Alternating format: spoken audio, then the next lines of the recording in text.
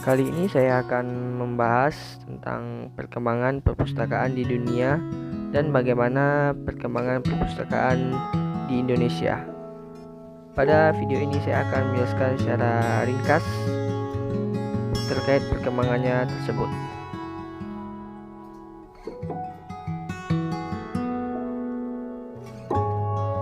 Sejarah perpustakaan ini sungguh panjang.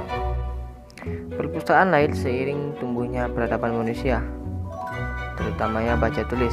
Kemajuan peradaban manusia berdampak pula pada perkembangan perpustakaan baik jenis sistem, kepemilikan, ataupun hal-hal yang berkaitan dengan penyelenggaraan perpustakaan. Awal berdirinya perpustakaan dimulai ketika manusia mengenal tulisan, bahwa tulisan dan alat tulis, sehingga tidak berkelebihan. Kalau dikatakan bahwa sejarah perpustakaan sama tuanya dengan usia peradaban manusia, semenjak mereka mengenal baca tulis, berbagai media digunakan untuk kegiatan tulis-menulis, antara lain batu, pelepah, tanah, parchment yang terbuat dari kulit sapi maupun domba yang dikeringkan. Beberapa parchment yang disatukan disebut dengan istilah codex. Perkembangan perpustakaan di negeri ini dikenal melalui perpustakaan milik Peistratus Athena abad ke-6, Polyratus Samos abad ke-7, dan Pericles sekitar abad ke-5. Peradaban Yunani mengenal jenis tulis dan dikenal sebagai Mykenai. Ini sekitar tahun 1500 sebelum Masehi, dan kemudian digantikan oleh 22 huruf temuan orang Phoenicia yang dalam perkembangannya berubah menjadi 26 huruf sebagaimana yang kita gunakan saat ini. Perkembangan perpustakaan di Indonesia dimulai pada awal tahun 1920-an, yaitu mengikuti berdirinya sekolah tinggi. Setiap sekolah tinggi atau fakultas mempunyai perpustakaan yang terpisah satu sama lain. Pada zaman Hindia Belanda juga berkembang jenis perpustakaan komersial yang dikenal dengan nama Huurbibliotheek atau perpustakaan sewa. Perpustakaan sewa adalah perpustakaan yang meminjamkan buku kepada pemakainya dengan memungut uang sewa. Pada saat itu terjadi persaingan antara Volksbibliothek dengan Huurbibliotheek. Sungguh pun demikian dalam prakteknya terdapat perbedaan bahan bacaan yang disediakan. Volksbibliothek lebih banyak menyediakan bahan bacaan populer ilmiah, maka perpustakaan Huurbibliotheek lebih banyak menyediakan bahan bacaan berupa roman dalam bahasa Belanda, Inggris, Perancis, buku remaja serta bacaan gadis remaja.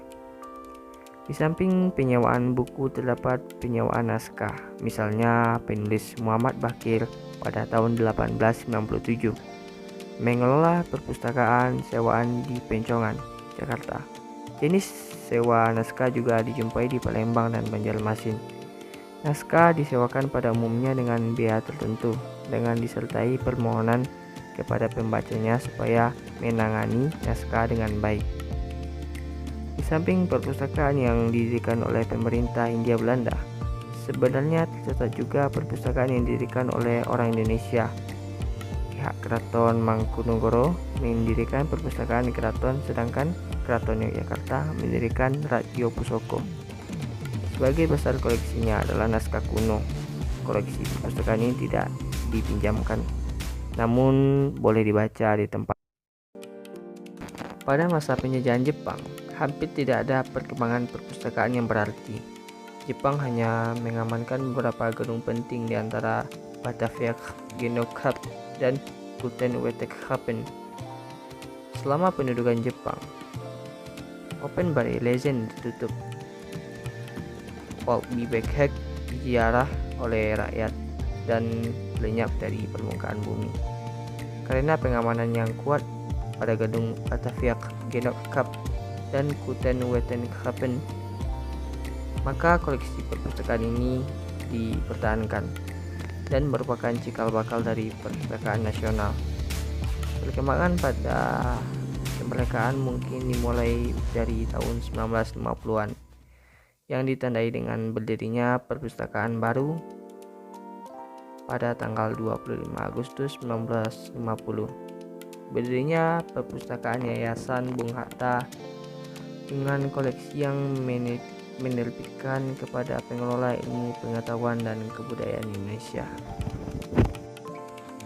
Pada tanggal 7 Juni 1952, perpustakaan Staking for Culturelle Samenwerking, suatu badan kerjasama kebudayaan antara pemerintah RI dengan pemerintah negeri Belanda, diserahkannya kepada pemerintah RI. Kemudian oleh pemerintah RI diubah menjadi Perpustakaan Sejarah Politik dan Sosial Departemen PNK.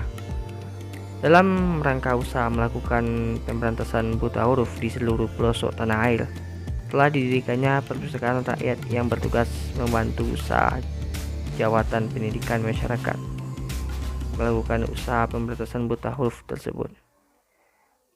Pada periode ini juga lahir perpustakaan yang negara yang berfungsi sebagai perpustakaan umum, didirikan di ibu kota provinsi. Perpustakaan negara yang pertama didirikan di Yogyakarta pada tahun 1949. Kemudian disusul Ambon 1952, Bandung 1953, Ujung Panjang 1954, Padang 1956, Palembang 1957, Jakarta 1958, Palangkaraya, Singaraja, Mataram, Medan, Pekanbaru, dan Surabaya 1959. Setelah itu menyusulnya kemudian perpustakaan negara di Banjarmasin 1960, Manado 1961, Kupang, dan Samarinda 1964.